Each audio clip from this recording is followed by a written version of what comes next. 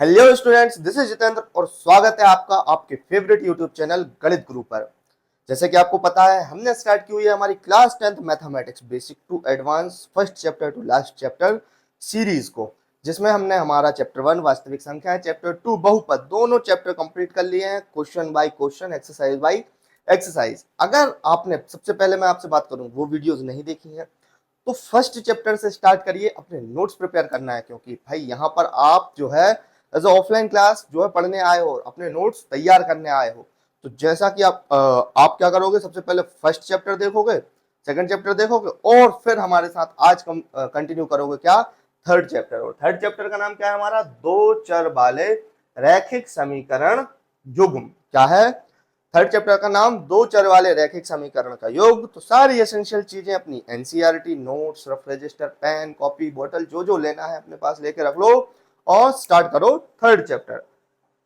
जैसा सीरीज के अनुसार सबसे पहले हम क्या देखते हैं, हमारा इंट्रोडक्शन चैप्टर का। तो इसमें भी हम क्या देखेंगे, हमारा इंट्रोडक्शन परिचय। और इंट्रोडक्शन सबसे पहले देखो, जो हमारा चैप्टर का नाम है क्या है, दो चर वाले। चैप्टर का नाम समझो तब तो चैप्टर के बारे में समझोगे कि क्या पढ़ना है, कैसे करना है सॉल्व, रैखिक समीकरण और युग्म। ये है भैया हमारे चैप्टर का नाम। कौन से चैप्टर का नाम, चैप्टर नंबर 3। कौन सा चैप्टर आ गया हमारा, थर्ड चैप्टर आ गया। पिछली वीडियोस में फर्स्ट और सेकंड चैप्टर कंप्लीट कर लिया है, इस बात का ध्यान रखना। और सेकंड चैप्टर हमने बात की थी बहुपद की। किसकी बात की थी सेकंड चैप्टर में, बहुपद की। और जहां हमने आपको समझाया था किसके बारे में, सेकंड चैप्टर था हमारा बहुपद। और बहुपद में हमने जब बहुपद के प्रकार बताए थे घात के आधार पर, तब हमने आपको बताया था क्या, रैखिक बहुपद। किसकी बात की थी, रैखिक बहुपद की। और आपको बहुत अच्छे से समझ में आ गया था कि रैखिक बहुपद क्या होता है। वे बहुपद जिनके चर की अधिकतम घात कितनी हो, एक हो। क्या हो जाती है, जिनके चर की अधिकतम घात कितनी हो, एक हो, वो क्या कहलाते हैं, हमारे रैखिक बहुपद कहलाते हैं। जैसे कि यहाँ पर क्या हो जाएगा, x+1, ये क्या है, एक रैखिक बहुपद है। 2x+1, ये भी क्या हो जाएगा, एक रैखिक बहुपद का उदाहरण हो जाएगा। इस तरीके से आपने क्या, रैखिक बहुपद को समझा था। तो जब रैखिक बहुपद के हम बराबर में 0 लगा दें तो वो हमारा क्या हो जाएगा, रैखिक समीकरण। जब बराबर का निशान लग जाता है, दो पक्ष हो जाते हैं, तो वो हमारा क्या हो जाता है, समीकरण हो जाता है। तो ये हमारा क्या हो गया, रैखिक समीकरण। लेकिन यहां इनने हमसे बात की है किसकी, दो चर की। कितने चर की बात की है, दो चर की। जब हम रैखिक बहुपद लिखते हैं तो उसमें हमने क्या, सिर्फ एक चर का प्रयोग किया था। हम एक्स, टी, एस, यू कुछ भी बात करते थे, उसमें चर कितने होते थे, एक चर होता था। लेकिन यहाँ पर चर कितने की बात कर रहे हैं, हम दो की बात कर रहे हैं, बराबर में 0। देखो ये हो गया रैखिक समीकरण, कितने चर में, एक चर में। लेकिन यहाँ हमें चाहिए कितने चर है, दो चर चाहिए हैं। तो अब हमारा समीकरण क्या बन जाएगा, 2x, और अगला चर x के बाद क्या आता है, y, और एक हम कांस्टेंट भी ले लेते हैं, जो हम कांस्टेंट लेते हैं। इस तरीके से हमारा क्या बना, दो चर वाला रैखिक समीकरण। इस तरीके से हमारा क्या बना, दो चर वाला रैखिक समीकरण। लेकिन देखो यहाँ चैप्टर के नाम से आपने रैखिक समझा, समीकरण समझा, दो चर समझे, लेकिन अब हमें बात करनी है किसकी, युग्म की, पेयर की। किसकी बात करनी है, पेयर की। पेयर यानी होता है भैया जोड़ा। पेयर यानी क्या होता है, जोड़ा। जैसे जूते हमारे क्या होते हैं, जोड़े में होते हैं दो। चश्मे होते हैं वो भी क्या होते हैं, जोड़े में होते हैं। या कपड़े भी हम किस में लेते हैं, पैंट शर्ट का जोड़ा।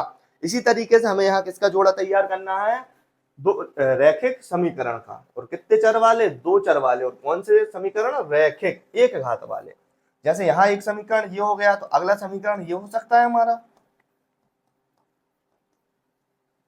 क्या हो सकता है, अगला समीकरण ये हो सकता है हमारा। और इस तरीके से हमें कितने समीकरण मिल गए, एक, और एक ये मिला, और एक ये मिला। पर ये अब किस में हो गए, जोड़े में हो गए, पेयर में हो गए। इस तरीके से हमने चैप्टर के नाम से चैप्टर के कॉन्सेप्ट को समझा। किसकी बात करनी है हमें, दो चर वाले रैखिक समीकरण युग्म। रैखिक समझ में आया, एक घात हो। समीकरण समझ में आया, जब हम बराबर में कोई अंक रख दें या 0 रख दें तो क्या हो जाता है, समीकरण। अब जब हम बहुपद में रैखिक बहुपद पढ़ रहे थे तो उसमें सिर्फ एक चर होता था, x। लेकिन जब हम समीकरण में पढ़ रहे हैं तो कितने चर हो गए, यहाँ सॉरी कितने, दो चरों की बात कर रहे हैं, तो चर कौन कौन से हो गए, x और y चर हो गए। और हमें जोड़ा बनाना था तो हमने क्या रख लिया, दो समीकरण रख लिए। क्या कर लिए हमने? दो समीकरण तैयार कर लिए हैं। इस तरीके से हमें क्या समझ में आया कि दो चर वाले रैखिक समीकरण युग्म क्या होते हैं। अब जो है हम क्या करना है, इनका हमें व्यापक रूप चाहिए। सबसे पहले हम बात कर रहे थे किसकी? दो चर वाले रैखिक समीकरण युग्म की। अब दो चर वाले रैखिक समीकरण समझ में आ गया कॉन्सेप्ट। कोई भी डाउट हो तो आप कमेंट में पूछ लेना। इनका जो हमारा व्यापक रूप होता है, क्या होता है? व्यापक जो रूप होता है, हमें कितने समीकरण चाहिए? देखो, x होना चाहिए और उसमें y होना चाहिए, और एक होना चाहिए क्या? कांस्टेंट, बराबर में होना चाहिए 0। लेकिन इनके कोई कोई गुणांक होते हैं ना, जैसे हमने बहुपद में पढ़ा था ax होता था, उसमें हमने क्या लिया था? a लिया था। लेकिन यहाँ दो है तो इसमें हम b ले लेते हैं, और c ऑलरेडी है तो ये हो जाएगा a1 b1 c। और युग्म बनाना है तो अगला हो जाएगा a2 b2 और c2 बराबर 0। क्या हो जाता है? a2 b2 और c2 बराबर हो जाता है 0। ये हमारे क्या हो गए? रैखिक समीकरण युग्म के, रैखिक समीकरण युग्म का व्यापक रूप हो गया। क्या हो गया? किसी भी समीकरण को हम तुलना करके, जैसे यहाँ लिखे हम क्या?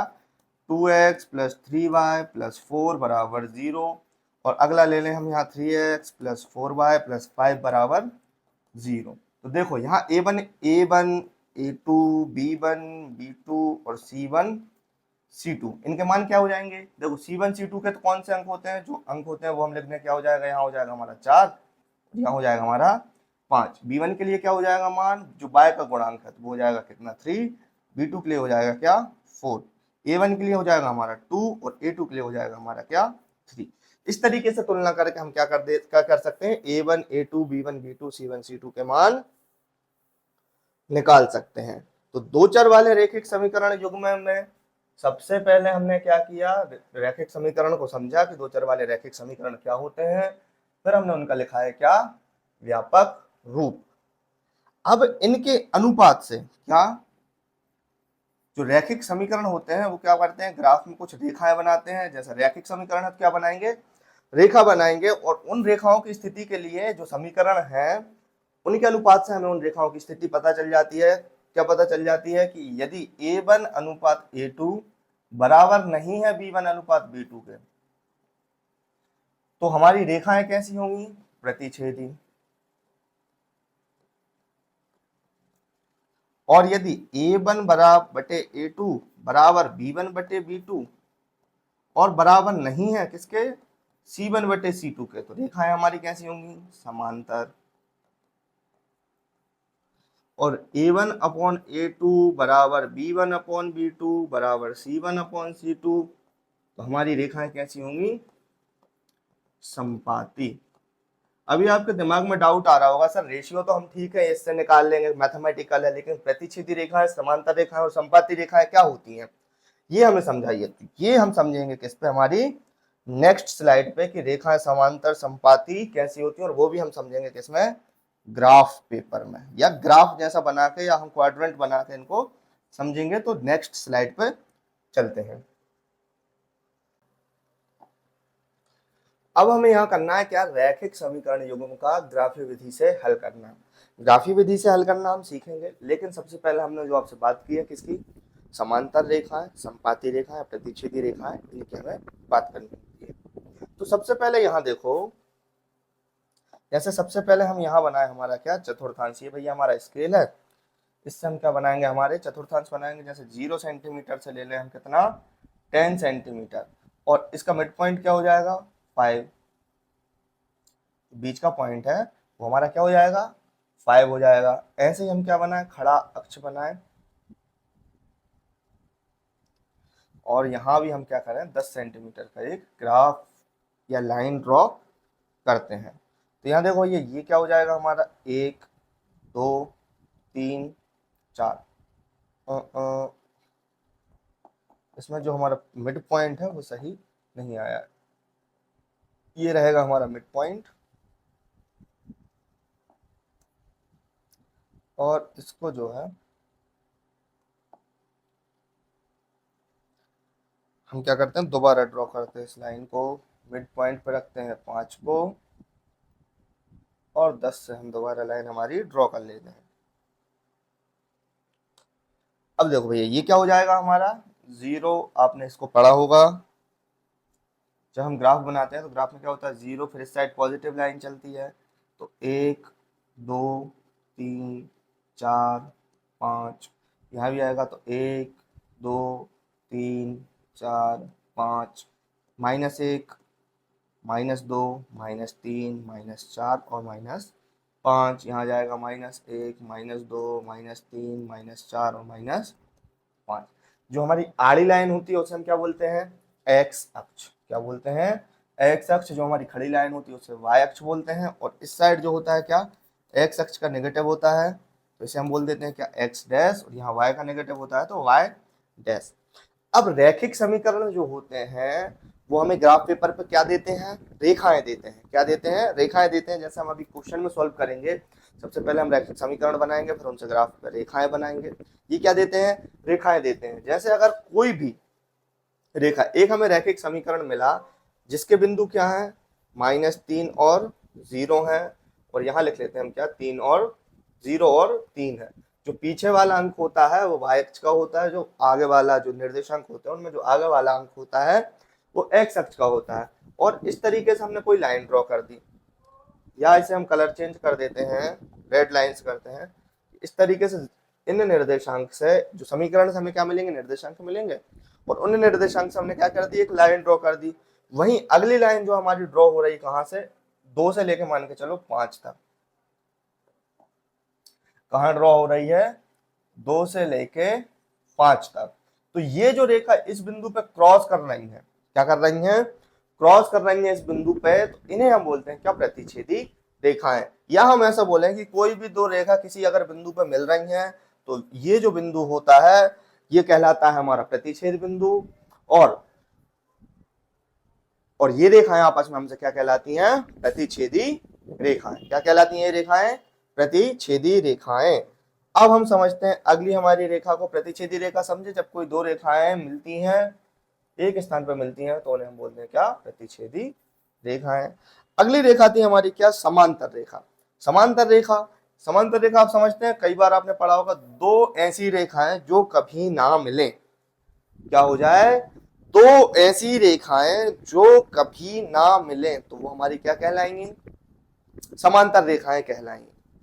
ऐसी रेखाएं जो कभी ना मिले, जैसे अगर ग्राफ पेपर में भी हमने ऐसी दो रेखाएं बना दी तो ये जो है वो कभी नहीं मिलेंगी, तो ऐसी रेखाएं हमारी क्या कहलाती हैं, समांतर रेखाएं कहलाती हैं। दोनों के पैरेलल ऐसी ऐसी आगे बढ़ती जा रही, बढ़ती जा रही, बढ़ती जा रही, और कभी भी मतलब उनमें ऐसी कोई भी संभावना नहीं है कि वो इस तरीके से क्रॉस कर पाए। वो हमेशा ऐसी पैरेलल ही रहेंगी और आगे बढ़ती जाएंगी। वो हमारी रेखाएं कौन सी कहलाएंगी, समांतर रेखाएं। अगले प्रकार की जो हम रेखा पढ़ रहे थे उसमें हम पढ़ रहे थे भैया हमारी समपाती रेखाएं। कौन सी रेखाएं पढ़ रहे थे हम, समपाती रेखाएं। समपाती रेखा क्या होती है, देखो सबसे बेस्ट रेखा यही होती है अगर आपसे बात की जाए रेखाओं के बारे में, और इनको समझना बहुत ही इजी होता है। जैसे ये एक हो गई हमारी क्या रेखा, इसको हम सिलेक्ट करते हैं, मार्क हटाते हैं, कॉपी किया और इसका हम कलर चेंज कर लेते हैं। जैसे ये दो रेखाएं हैं, आपको यहाँ देख रहे हैं, एक हमारी कौन सी लाइन हो गई है, या यहाँ ले चले हमने, एक हो गई हमारी ब्लू लाइन और एक हो गई येलो लाइन। इनसे हम दोबारा कॉन्सेप्ट समझते हैं। जब ये रेखाएं कुछ इस तरीके से हो, किसी एक बिंदु पर टच कर रही हो, ये हमारी कौन सी रेखाएं हो जाएंगी, प्रतिच्छेदी। यहाँ देखो रेड और ब्लू लाइन मिल रही है। जब ये दो रेखाएं कुछ इस तरीके से हो कि ये इनके आगे मिलने की कोई संभावना ना हो, ये हमारी कौन सी रेखाएं कहलाएंगी, समांतर रेखाएं कहलाएंगी। यानी कि जो ये दोनों रेखाएं हैं जो पैरेलली क्या कर रही हैं, आगे बढ़ती जाएंगी और कभी नहीं मिलेंगी।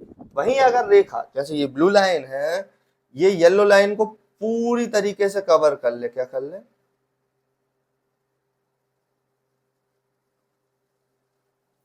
ये जो ब्लू लाइन है ये येलो लाइन को या सो जो है पूरी तरीके से कवर कर ले, तो ये हमारी क्या हो जाएंगी, समपाती रेखाएं हो जाएंगी। क्या हो जाएंगी, संपाती रेखाएं वे रेखाएं होती हैं जो एक दूसरे को पूरी तरीके से कवर कर लें, लेकिन इनके साइज में डिफरेंस हो सकता है जो हमारी जो ब्लू लाइन है वो बड़ी हो और इसको क्या कर रही हो, इस तरीके से कवर कर रही हो सकता है हमारी येलो लाइन बड़ी हो, ब्लू लाइन छोटी हो, और येलो लाइन ब्लू लाइन को कवर कर रही हो। यानी कि जो हमने रेशियो निकाला था, आपको यहाँ देखें A1/A2 बराबर B1/B2 बराबर C1/C2। यहाँ जैसे इस लाइन की अगर बात करें, जैसे ब्लू लाइन की मान के चलो समीकरण बनता हमारा क्या, 2x 4y और 6 बराबर 0। तो हो सकता है हमारे येलो लाइन का समीकरण बन जाए x प्लस वाई, सॉरी यहाँ हमारा ये हमने मान लिया येलो लाइन का समीकरण, यहां हम मान लेते हैं किसका, ब्लू लाइन का समीकरण।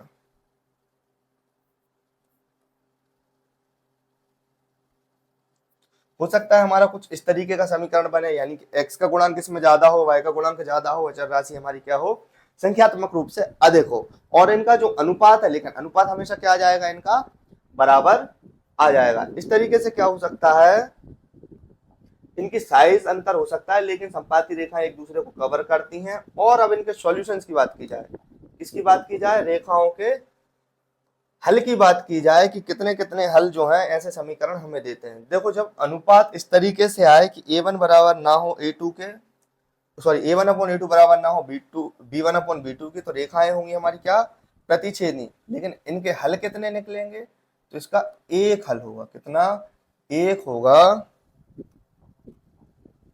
वो भी कैसा होगा, एक अद्वितीय हल। क्या होगा, एक अद्वितीय हल होगा, और जो कैसा रहेगा, संगत हल रहेगा। कैसा रहेगा, संगत हल रहेगा। यानी कि जब A1/A2 बराबर ना हो B1/B2 के, तो रेखाएं होंगी प्रतिच्छेदी, हल कैसा निकलेगा, एक अद्वितीय, और वो कैसा रहेगा, संगत। जब समांतर रेखाएं होंगी तो हल कितने निकलेंगे, 0, यानी कि कोई हल नहीं। क्या जाएगा, कोई हल नहीं। पैरेलल लाइन जब कहीं टच ही नहीं कर रही है तो उनका क्या सॉल्यूशन निकलेगा, कोई भी ऐसा पॉइंट नहीं रहेगा जिसपे वो एक टच कर रही है, तो कोई भी निर्देशांक नहीं निकलेगा। इसलिए इनके कैसे हल होते हैं, 0 हल होते हैं, कोई हल नहीं होता। इसलिए ये कैसे रहते हैं, इनके हल असंगत। कैसे रहते हैं, असंगत। अब बात की जाए किसकी, संपाती रेखाओं की। संपाती रेखाएं जो है बिल्कुल हर बिंदु पे टच करते हैं। अभी मैंने आपको बिल्कुल संपाती रेखाएं बताई थी, ऐसी रेखा, और इसी के ऊपर बिल्कुल एक और ऐसी रेखा। जो संपाती रेखाएं होती हैं एक दूसरे को हर बिंदु पर टच करती हैं, इसलिए इनके कितने हल होते हैं, अनंतः अनेक हल। अनंतः अनेक हल होते हैं, और जो कैसे रहते हैं, संगत रहते हैं। यानी कि जिन दो समीकरणों के, जिन दो रैखिक समीकरणों के हल निकले तो क्या हो जाएंगे, संगत, और जिनका हल ना निकले वो असंगत। प्रतिच्छेदी रेखाएं जो एक बिंदु पर प्रतिच्छेद करती हैं, इसलिए उसका एक अद्वितीय हल होता है। संपाती रेखाएं हर बिंदु पर प्रतिच्छेद करती हैं, इसलिए उनके अनंत अनेक हल होते हैं। और समांतर रेखाएं किसी भी बिंदु पर प्रतिच्छेद नहीं करती, इसलिए उनके कोई भी हल नहीं होते। हमें रैखिक समीकरणों की अनुपात याद रखने हैं, और इनको याद रखना है, ये हमसे ऑब्जेक्टिव, सही जोड़ियां, खाली स्थान, विकल्प, 2 नंबर 3 नंबर हर प्रकार से पूछे जा सकते हैं। तो इनको अपने नोट्स में तैयार कर लो। ठीक है, अब आ जाते हैं हम किस पे, हमारी एक्सरसाइज पे। एक्सरसाइज 3.1। कौन सी एक्सरसाइज, 3.1 के सॉल्यूशंस देखते हैं। क्वेश्चन हमसे कह रहा है क्या, नंबर 1। कौन से क्वेश्चन पे आ गए, क्वेश्चन नंबर 1। निम्नलिखित समस्याओं में रैखिक समीकरण युग्म बनाइए और उनको ग्राफीय विधि से हल ज्ञात कीजिए। कौन सी विधि से हल ज्ञात करना है, ग्राफीय विधि से हल ज्ञात करना है। और क्वेश्चन कितने हैं हमें इसमें, क्वेश्चन नंबर 1 में फर्स्ट क्वेश्चन दिया है कि कक्षा 10 के, कौन सी क्लास में हो भैया आप, 10वीं में। कक्षा 10 के 10 विद्यार्थियों ने एक गणित की पहली प्रतियोगिता में भाग लिया, हिस्सा लिया है, वहां से भागा नहीं लिया है। यदि लड़कियों की संख्या लड़कों की संख्या से 4 अधिक हो तो प्रतियोगिता में भाग लिए लड़के और लड़कियों की संख्या ज्ञात कीजिए। सबसे पहले इन्होंने हमसे कहा है कि इनके रैखिक समीकरण बनाओ, रैखिक समीकरण युग्म बनाओ, जोड़े बनाना है, दो रैखिक समीकरण बनेंगे, और ग्राफीय विधि से इनको सॉल्व कर लो। तो ठीक है, करते हैं। सबसे पहले लड़के और लड़कियों की संख्या ज्ञात करनी है, तो यहां लिखेंगे माना। क्या मान है भैया, लड़कियों की संख्या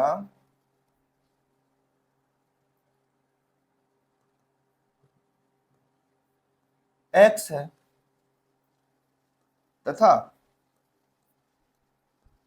लड़कों की संख्या क्या हो जाएगी यहाँ पर y है। लड़कियों को क्या मान लिया हमने x मान लिया, लड़कों को क्या मान लिया हमने y मान लिया है। तो लड़कियों की संख्या x हो गई, लड़कों की संख्या क्या हो गई y हो गई। अब हमसे प्रश्न जो हमसे कह रहा है प्रश्नानुसार, प्रश्न हमसे क्या कह रहा है, कक्षा 10 में 10 विद्यार्थी हैं, यानी कि लड़के और लड़कियां टोटल कितने हो जाएंगे, 10 विद्यार्थियों ने भाग लिया है, तो यानी कि x और प्लस y, लड़कों को लड़कियों को आपस में जोड़ेंगे तो कितने हो जाएंगे, टोटल 10 हो जाएंगे। तो प्रश्न अनुसार क्या हो जाएगा यहाँ पर x प्लस वाई बराबर 10। क्या हो गया, x प्लस वाई बराबर 10, ये हो जाएगा हमारा क्या समीकरण 1। और प्रश्न ने क्या कहा है हमसे, और हमसे कहा है कि लड़कियों की जो संख्या है वो लड़कों की संख्या से कितनी अधिक है, 4 अधिक है। यानी कि देखो जो हमारी लड़कियां हैं, लड़कियां क्या है हमारी x और लड़के क्या है हमारे y, क्या ये दोनों बराबर हैं, आप कहोगे सर नहीं, ज्यादा कौन है, क्या लड़कियों की संख्या लड़कों की संख्या के बराबर है, नहीं बराबर है। ज्यादा कौन है, लड़कियों की संख्या जो है लड़कों की संख्या से 4 अधिक है। अधिक कौन है, लड़कियां।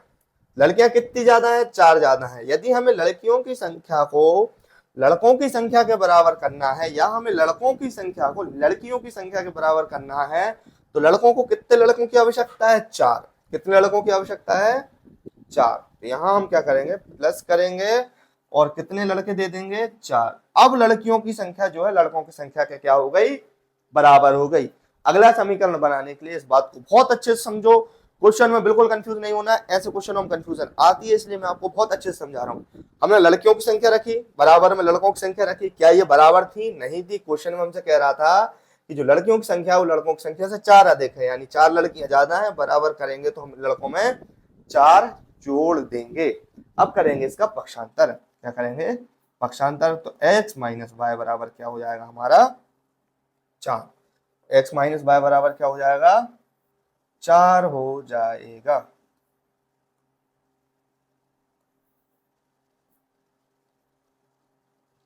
ये क्या आ गया हमारा समीकरण। तो अब जो हमें ग्राफीय विधि से हल करना होता है वो हम किस तरीके से करते हैं उसे देखिए। यहाँ सबसे पहले हम समीकरण 1 लेंगे, क्या लेंगे, समीकरण 1 से जब हम, और इस तरीके से आपको एक बॉक्स बनाना है, यहां रखना है आपको ऊपर x, नीचे रखना है y। हमें निकालने हैं समीकरण के, मतलब कि हमें रेखा बनाने के लिए रेखा के हमें चाहिए निर्देशांक, क्या चाहिए, निर्देशांक x की वैल्यू और y की वैल्यू। जब हम देखो समीकरण 1 में x के प्लेस पे 0 रखते हैं, यहां जब हम x के प्लेस पे 0 रखते हैं तो हमें y की वैल्यू क्या मिलती है 10। देखो यहाँ 0 हो जाएगा, y बराबर क्या हो जाएगा 10। और जब हम y के प्लेस पे 0 रखते हैं तो हमें x की वैल्यू क्या मिलती है 10। जब हम x के प्लेस पे 0 रखेंगे तो y की वैल्यू क्या मिलेगी 10, और जब हम y के प्लेस पे 0 रखेंगे तो x की वैल्यू हमें क्या मिलेगी 10 मिलेगी।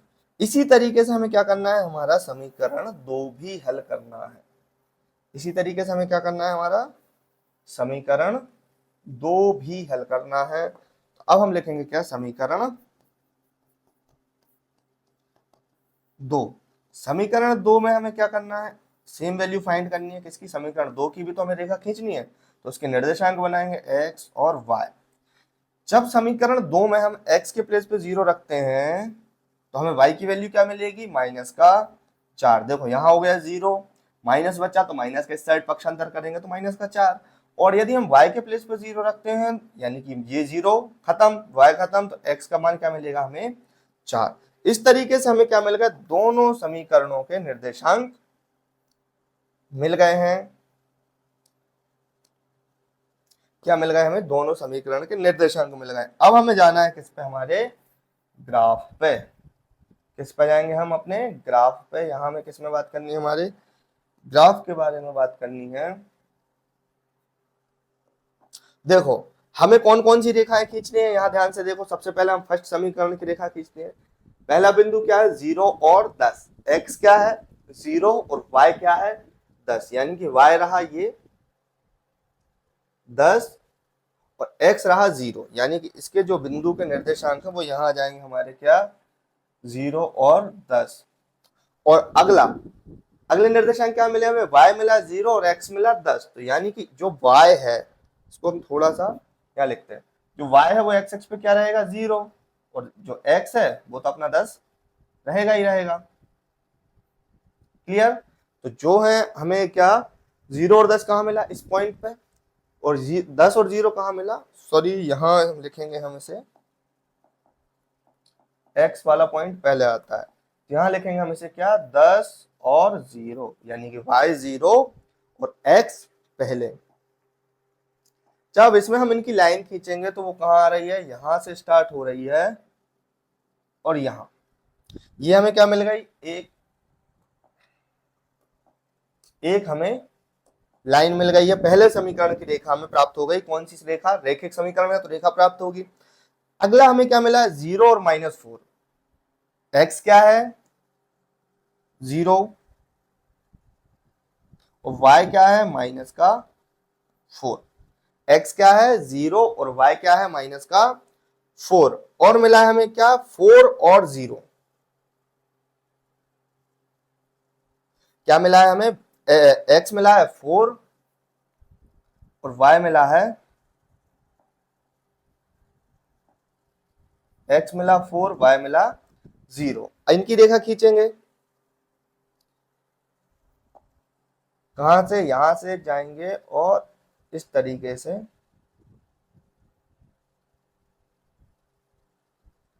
आगे बढ़ेंगे।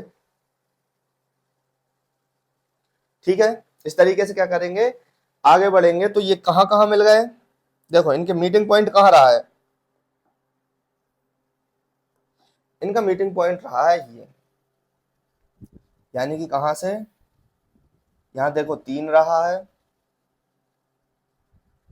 इसको यदि हम आगे बढ़ाते हैं, इस पॉइंट को आगे बढ़ाते हैं, इससे मिलाते हैं, 3 रहा है, और इसको बढ़ाएंगे तो क्या रहा है 7 रहा है। यानी कि इनका मीटिंग पॉइंट क्या रहा है 3 और 7 रहा है, यानी कि y की वैल्यू क्या है 3 और x की वैल्यू क्या है 7। इनके निर्देशांक क्या निकले 7 और 3 निकले। ध्यान से देखो, सबसे पहले हमने फर्स्ट समीकरण की रेखा खींची, सेकंड समीकरण की रेखा खींची, फिर इनका जो मीटिंग पॉइंट रहा उसको निकाला, तो उसके निर्देशांक क्या निकले 7 और 3 निकले। और जो हमने अभी आपको बताया, जो पहला अंक होता है वो कौन से अक्ष पे होता है, x का होता है। किसका होता है, x का, x डैश, यहाँ लिखेंगे x, और ये होते हैं किसके, y के निर्देशांक। और हमने y किसे माना था, y हमने माना था लड़कों की संख्या को, और x किसे माना था, हमने माना था लड़कियों की संख्या को। यहाँ देखो पॉइंट क्या निकला 7 और 3। अब इसको सॉल्यूशन को बढ़िया बनाने के लिए, एक्सप्लेन करने के लिए इन्हें रख देंगे हम क्या, a और b। इस रेखा को बना लेंगे क्या a और b, इसको बना लेंगे हम c और d, और मीटिंग पॉइंट रख देंगे हम क्या e। यहां लिखेंगे, फाइनल आंसर टच कर रहे हैं हम इसको कि ग्राफीय विधि से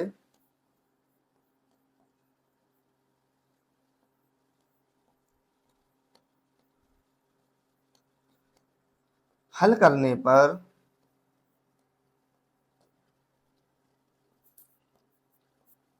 रेखा कौन कौन सी, ए बी व सी डी बिंदु ई, और ई के निर्देशांक क्या है 7 3 पर प्रतिच्छेद करती हैं। किस पर करती हैं, बिंदु 7 3 पर प्रतिच्छेद करती हैं। और जरा हम इसको अभी करते हैं क्या, थोड़ा सा साइड में, ग्राफ तो आपको समझ में आ गया होगा, इसको हम करते हैं थोड़ा सा क्या साइड में। बिंदु 7 3 पर प्रतिच्छेद करती हैं,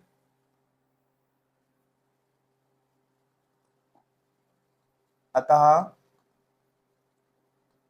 लड़कियों व लड़कों की संख्या क्रमशः 7 व 3 है।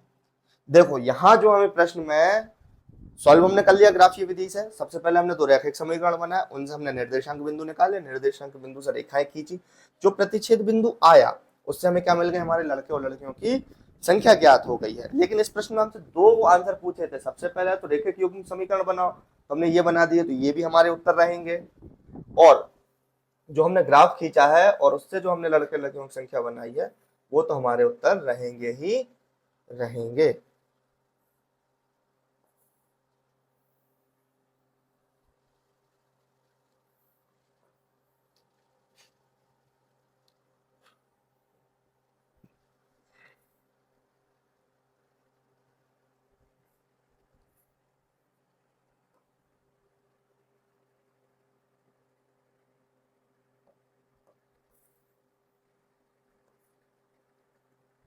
इसको फिट करते हैं अपन आपके लिए नोट्स कंप्लीट करने के लिए।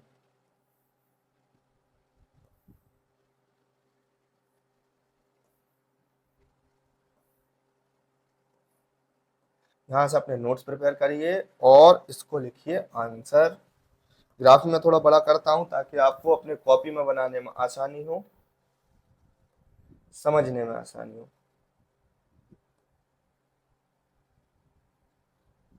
ये रहा आपका ग्राफ, क्लियर हुआ? ये ग्राफ रहा। इससे आपने क्या, दो रेखाएं बनाई, दोनों रेखाओं के बिंदु निकाले और प्रतिच्छेद बिंदु जो है हमारा क्या, ग्राफीय विधि से इसका क्वेश्चन का उत्तर है। सेकंड क्वेश्चन सॉल्व करें इसका। सेकंड क्वेश्चन भी हमारा क्या है, इसी बेस का है। 5 पेंसिल तथा 7 कलमों का कुल मूल्य 50 रुपए है, जबकि 7 पेंसिलें तथा 5 कलमों का कुल मूल्य 46 रुपए है। एक पेंसिल तथा एक कलम का मूल्य ज्ञात कीजिए। और कौन सी विधि से ज्ञात करना है, ग्राफीय विधि से ज्ञात करना है। कौन सी विधि से ज्ञात करना है, ग्राफीय विधि से ज्ञात करना है। ग्राफीय विधि से ज्ञात करने के लिए सबसे पहले तो हमें चाहिए क्या, ग्राफ।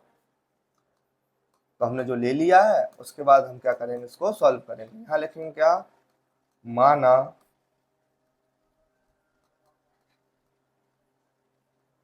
पेंसिल एक्स है। किसे मान लिया हमने, एक्स, पेंसिल को माना है। तो हमारा जो एक्स अक्ष रहेगा, एक्स अक्ष का हमारा जो भी बिंदु निकलेगा वो हमारे किसकी संख्या होगी, पेंसिलों की संख्या होगी। और जो कलम है वो हमारी क्या हो जाएंगी, वाई है। तो हमारा जो वाई अक्ष का जो भी बिंदु निकलेगा, जैसे अभी निकले ना, वाई अक्ष का जो भी बिंदु निकलेगा वो हमारा क्या हो जाएगा, कलम हो जाएगा। क्या हो जाएगा, कलम हो जाएगा। अब जो हमसे प्रश्न में कहा है जरा उसकी हम बात कर लें, प्रश्न के अनुसार चलें जरा, प्रश्नानुसार। प्रश्न हमसे कह रहा है कि 5 पेंसिल तथा 7 कलमों का कुल मूल्य 50 रुपए है। कितनी पेंसिल है, 5। 5 क्या है, पेंसिल, तो 5 एक्स। कलम कितनी है, 7। 7 क्या है, कलम। कलम क्या हो गई, वाई। इनका कुल मूल्य यानी कि इनको आपस में जोड़ेंगे तो कितना हो जाएगा, 50। इक्वेशन 1। वही हमसे कह रहा है कि 7 पेंसिल, ये क्या है, पेंसिल। पेंसिल कितनी, 7। और 5 कलम, ये क्या है, कलम। कलम कितनी है, 5। इनका जो टोटल है वो कितना आ रहा है, 46 आ रहा है। कितना आ रहा है, 46 आ रहा है। और यहां हमसे बात किया मूल्य की, माना पेंसिल का मूल्य, यहां भी लिखेंगे हम क्या, कलम का मूल्य।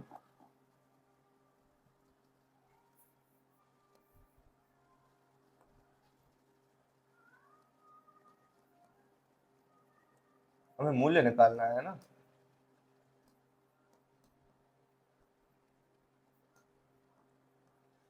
यहाँ देखो हमें यहाँ क्या मिल गए, दो जो है रैखिक समीकरण युग्म मिल गए, या दो रैखिक समीकरण प्राप्त हो गए। यानी कि हमारा क्या, पहला क्वेश्चन में जो हमारा फर्स्ट पार्ट है वो क्या हो गया, कंप्लीट हो गया है। अब हमें इनका क्या निकालना है, ग्राफीय विधि से इनका हल निकालना है, इनका मूल्य निकालना है। तो उसी तरीके से निकालेंगे जिस तरीके से हमने फर्स्ट क्वेश्चन में निकाला था। सबसे पहले हम इनके क्या निकालेंगे, निर्देशांक बिंदु निकालेंगे।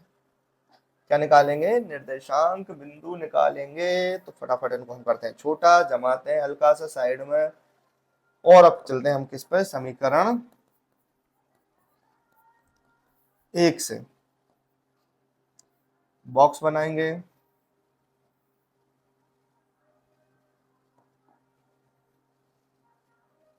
यहां लिखेंगे x, यहां लिखेंगे y। जब x की वैल्यू 0 रखेंगे, यहाँ देखो हम इनको रफ में सॉल्व करके आपको दिखा देते हैं, इसको हम इरेज कर देंगे। जब फर्स्ट इक्वेशन में x की वैल्यू 0 रखेंगे, सॉरी पहले अपन रखते हैं इसमें y की वैल्यू 0, फिर आपको बताते हैं अगला। जब हम इसमें y की वैल्यू 0 रखेंगे, देखो y की वैल्यू क्या रख दी 0, तो यहाँ बचा 5x प्लस 7 मल्टीप्लाई बाय 0 बराबर 50। तो ये तो हो गया 0, 5 से इसमें हम डिवाइड करेंगे तो x की वैल्यू कितनी आ जाएगी, 5 दम 50, x का मान कितना आ जाएगा 10। अब देखो लेकिन क्या 7 से 50 में डिवीजन जाएगा, यानी कि क्या 7 से 50 विभाजित होता है, नहीं होता, यानी कि हम x की वैल्यू 0 नहीं रख सकते जब तक हम इसे क्या क्या ना बनाना हो, हमें पूर्ण संख्या ना लेनी हो निर्देशांक में। और हम प्रयास करते हैं कि अधिकतम क्या आए, पूर्ण संख्या आए।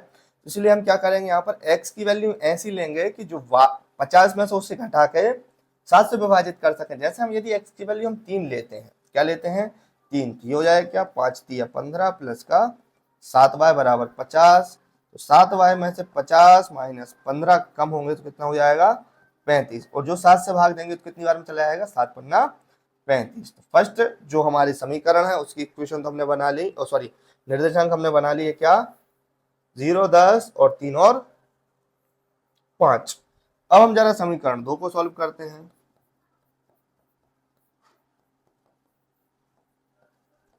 समीकरण 2 से यहां भी हम क्या करेंगे, बॉक्स बनाएंगे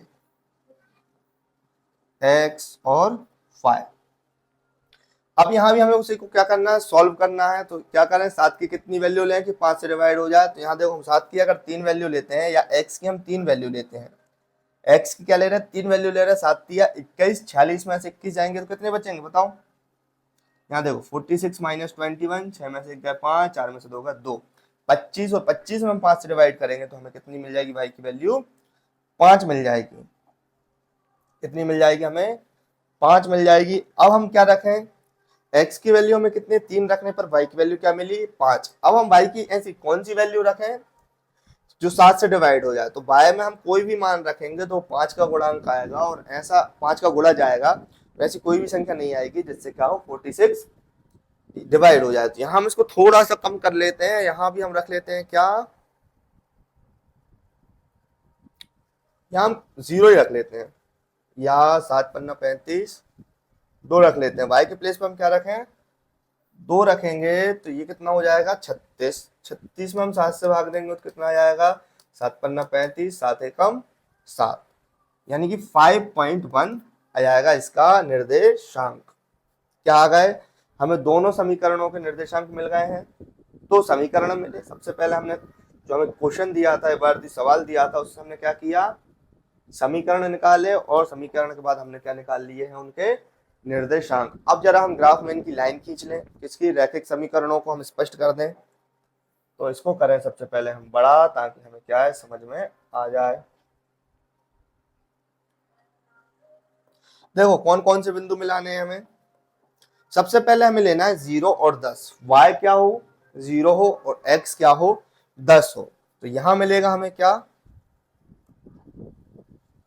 यहाँ बिंदु मिलेगा हमें जहां y क्या होगा 0 होगा और x क्या होगा 10 होगा।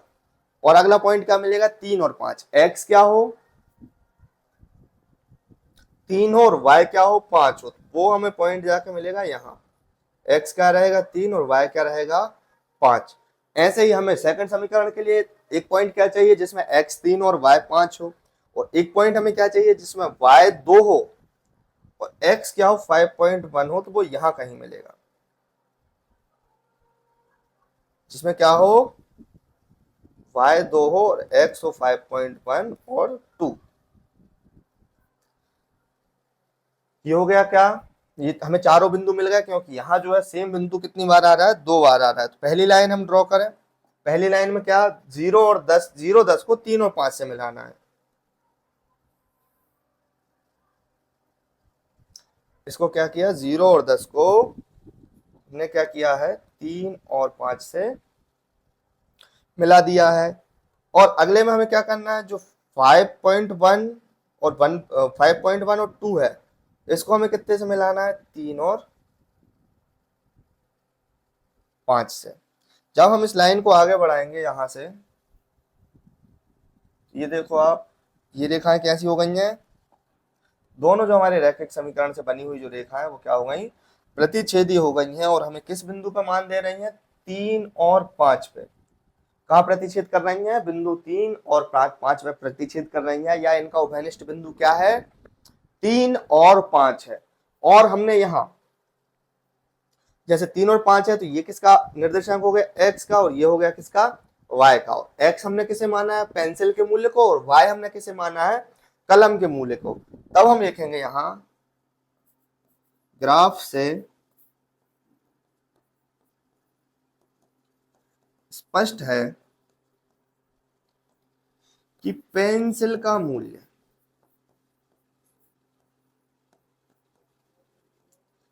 कितने रुपए है, पेंसिल यानी कि एक्स का मूल्य 3 रुपए है, तथा कलम का मूल्य कितने रुपए आया भैया, कलम का मूल्य आया हमारा 5 रुपए है। कितना कितना आया, 3 और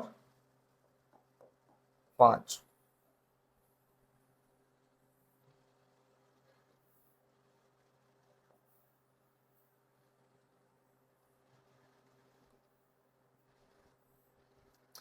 सेकंड क्वेश्चन भी सॉल्व हो गया। कितना कितना आया, 3 आया और 5 आया। फर्स्ट क्वेश्चन के दोनों क्वेश्चन कंप्लीट। सेकंड क्वेश्चन पे चलें। सेकंड क्वेश्चन में हमसे कह रहा है कि अनुपातों a1/a2, b1/b2, c1/c2 की तुलना कर ज्ञात कीजिए कि निम्न समीकरण युग्म द्वारा निरूपित रेखाएं एक बिंदु पर प्रतिच्छेद करती हैं, समांतर हैं अथवा संपातियां, हमें बताना है। तो ये देखो, हम आपको फर्स्ट स्लाइड में बता चुके हैं कौन सा अनुपात किस प्रकार हो तब रेखाएं कौन कौन सी होती है। a1/a2 बराबर ना हो b1/b2 की तो रेखाएं कैसी होती हैं, प्रतिच्छेदी। 2 बराबर हो, तीसरा ना हो तो समांतर, और तीनों बराबर हो तो संपाती। इसी के बेस पे हमें हमारा सेकंड क्वेश्चन सॉल्व करना है पूरा का पूरा, और इनकी हमें जो है तुलना भी हमारे व्यापक समीकरण से करके a1/a2 निकालना है सबसे पहले। तो इसको हम सॉल्व कर लेते हैं। क्या यहां करते हैं सॉल्व, इसको बनाते हैं समीकरण 1, इसको बनाते हैं समीकरण 2, और यहां लिखेंगे क्या, दोनों समीकरण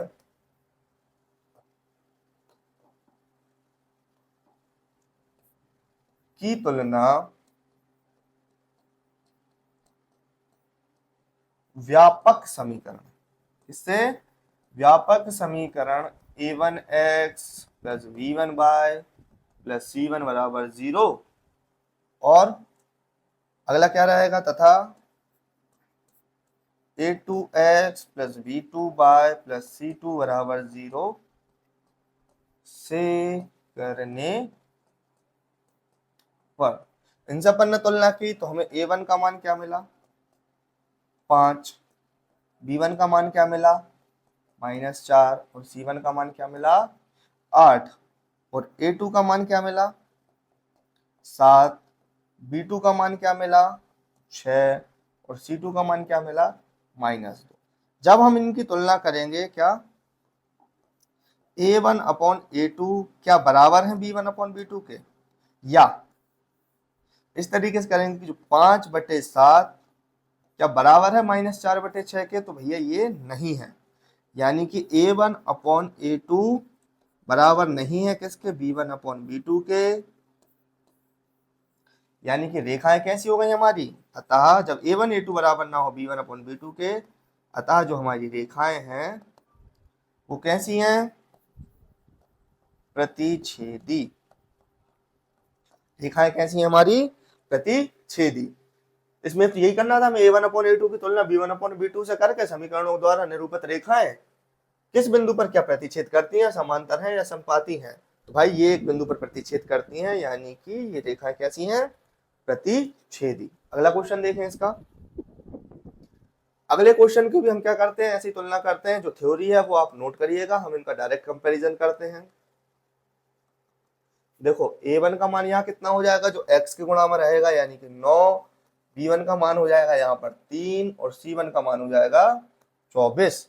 A2 का मान क्या हो जाएगा यहाँ पर हमारा 18, B2 का मान हो जाएगा 6 और C2 का मान हो जाएगा 24। ये इसका मान क्या है भाई 12 है, क्या है 12 है। अब इनकी हम जरा तुलना करें, क्या A1/A2 बराबर कितना हो जाएगा 9/18, B1/B2 बराबर हो जाएगा 3/6 और C1/C2 बराबर हो जाएगा 12/24। काटा इन्हें तो 9 एकम 9, 9 दूनी 18, 3 एकम 3, 3 दूनी 6, 12 एकम 12, 12 दूनी 24। यानी कि यहाँ कितना आया A1/A2 बराबर B1/B2 बराबर आया C1/C2 और ये किसके बराबर है 1/2 के। जब तीनों बराबर आ जाए, तीनों अनुपात बराबर आ जाए तो हमारी रेखाएं कौन सी हो जाती हैं समपाती। वे रेखाएं जो एक दूसरे को बिल्कुल इस तरीके से कवर कर लेती हैं, इसमें एक हाथ को दूसरे हाथ ने किया है, यानी कि ये रेखाएं कैसी होंगी समपाती रेखाएं। और इनके कितने हल होते हैं अनंतः अनेक हल। कितने हल होते हैं अनंता अनेक हल। ये कैसी रेखाएं हो गई समपाती रेखाएं। क्लियर। नेक्स्ट देखें हमारा थर्ड क्वेश्चन है हमारा, क्या है थर्ड क्वेश्चन। हम थर्ड क्वेश्चन में हमें दिए हुए अनुपात क्या A1 का मान दिया है क्या 6, B1 का मान दिया है -3 और C1 का मान दिया है 10 और A2 का मान दिया है 2, B2 का मान दिया है -1 और C2 का मान दिया है क्या 9। अब इनकी हम तुलना करें तो A1/A2 बराबर क्या हो जाएगा 6/2, B1/B2 बराबर हो जाएगा क्या -3 बटे -1 और C1/C2 बराबर हो जाएगा 10/9। इससे इसको काटा यानी कि माइनस से माइनस कैंसिल 3 बार में कटा, इससे इसको काटा 3 बार में कटा, तो ये 3 और ये 3 तो बराबर है, लेकिन ये आखिरी वाला बराबर नहीं है, यानी कि A1/A2 तो बराबर है किसके B1/B2 के, लेकिन बराबर नहीं है किसके C1/C2 के। जब इस तरीके की स्थिति बनती है तो हमारी रेखाएं किस प्रकार की होती हैं, पहले प्रतिच्छेदी, दूसरी संपाती, तीसरी हमारी रेखाएं होती हैं कौन सी समांतर। समांतर रेखाएं होती हैं और इनके कोई भी हल नहीं होते हैं। कितने हल होते हैं कोई हल नहीं होते, क्योंकि ये किसी भी बिंदु पर मिलती नहीं है। 3 क्वेश्चन हमारे कंप्लीट हुए। अब आ गए हम हमारे थर्ड क्वेश्चन पे। किस पे आ गए थर्ड क्वेश्चन पे। ये भी हमारे कॉन्सेप्ट बेस्ड क्वेश्चन है और अनुपातों से रिलेटेड है। इनकी तुलना करके हमें ज्ञात करना है कि रेखिक समीकरणों के जो युग्म है वो सुसंगत है या असंगत है। और ये हम कैसे बताएंगे, तो ये हम जाएंगे वापस से हमारी कौन सी स्लाइड पे, फर्स्ट स्लाइड पे, जब हमने आपको कॉन्सेप्ट पढ़ाया था। कोई भी समीकरणों के अनुपात संगत या असंगत कब होते हैं, जब रेखाएं प्रतिच्छेदी हो या अनुपात बराबर ना हो तो वो कैसे होते हैं संगत, और जब रेखाएं समांतर हो कोई हल ना हो तो असंगत, और जब रेखाएं संपाती हो और अनंतानेक हल हो तो कैसे होते हैं भाई वो संगत होते हैं। कैसे होते हैं संगत हल होते हैं। ये हमें बताना है कौन से क्वेश्चन से, हमारे थर्ड क्वेश्चन के फर्स्ट क्वेश्चन में। किसमें बताना है हमें थर्ड क्वेश्चन के फर्स्ट क्वेश्चन में। तो इनमें हम डायरेक्ट कंपैरिजन करके इनकी वैल्यू लिखते हैं या फिर इनको पहले समीकरण बना लें जैसे हमारे होते हैं। 3x + 2y, देखो जो हमारा c का मान होता है वो बराबर के इसी साइड होता है, क्योंकि बराबर में हमेशा क्या रहता है 0। तो हम 5 का पक्षांतर करेंगे तो कितना हो जाएगा -5 बराबर 0। इसमें भी पक्षांतर कर लेंगे तो 2x - 3y - 7 बराबर 0। यहां से हम वैल्यू रखें तो a1 कितना हो जाएगा 3, b1 कितना हो जाएगा 2, c1 कितना हो जाएगा -5। फिर रखेंगे क्या a2 कितना हो जाएगा a2 हो जाएगा हमारा 2, b2 हो जाएगा हमारा -3 और c2 हो जाएगा हमारा -7। यहां जब हम अनुपात रखेंगे a1/a2 बराबर आया 3/2, b1/b2 बराबर आया किसके 2/-3 के, और c1/c2 बराबर आया -5/-7 के। इससे ये कैंसिल, लेकिन यहाँ देखो ये 3/2 है, ये 2/3 है, यानी कि a1/a2 ही बराबर नहीं है b1/b2 के।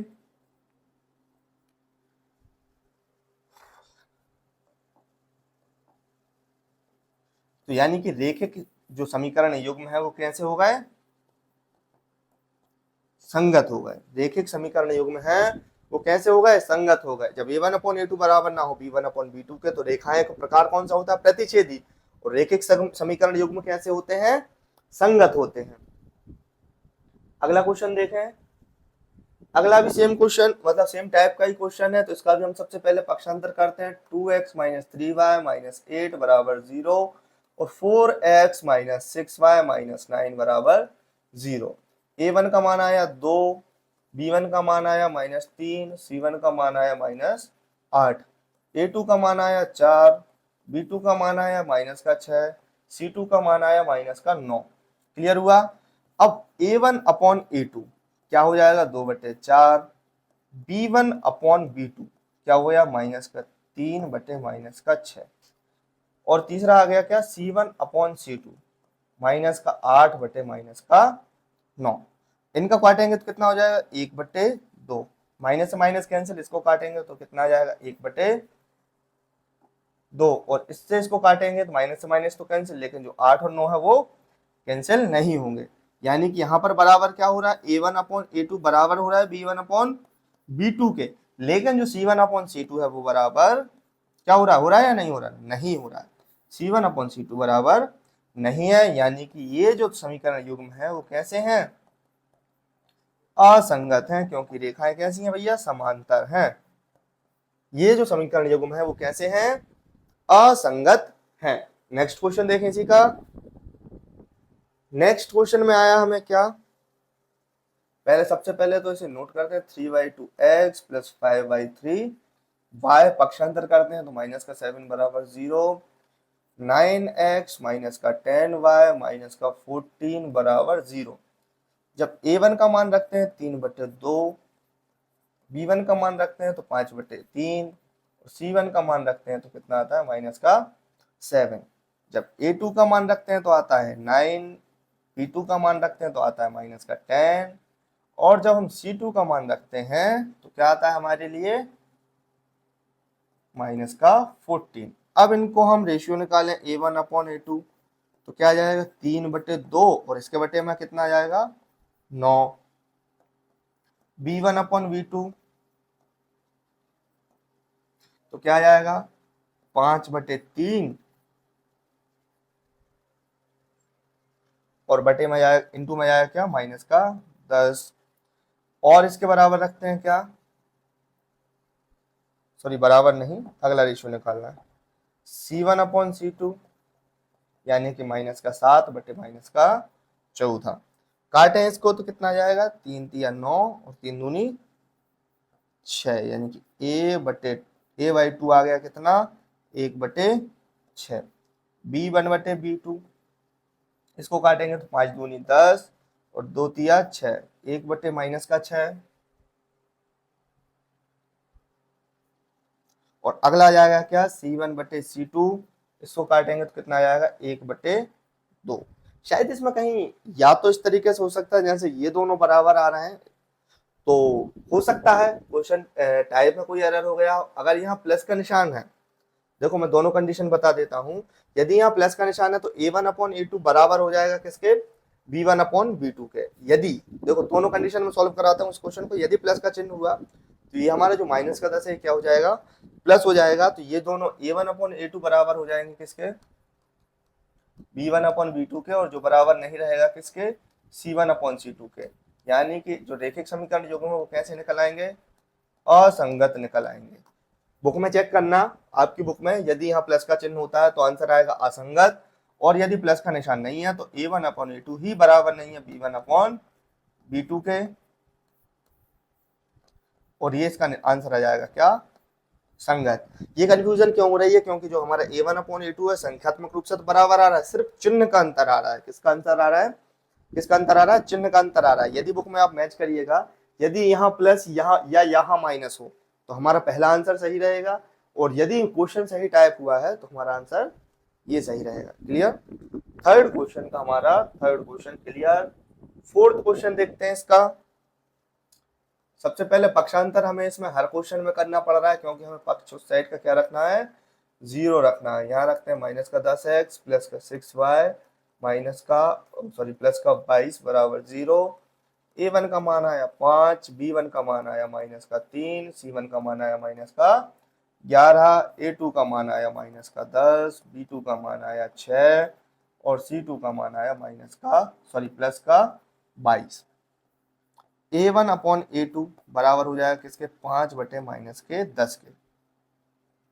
B1 अपॉन B2 बराबर हो जाएगा माइनस के 3 बटे 6 के। C1 अपॉन C2 बराबर हो जाएगा माइनस के 11 बटे 22 के। 5 से इसको काटेंगे, A1 अपॉन A2 का मान कितना आ जाएगा, 1 बटे 2, वो भी क्या आएगा माइनस का। P1 अपॉन B2 का क्या आएगा, 3 दूनी 6 यानी कि माइनस का 1 बटे 2। C1 अपॉन C2 का क्या आएगा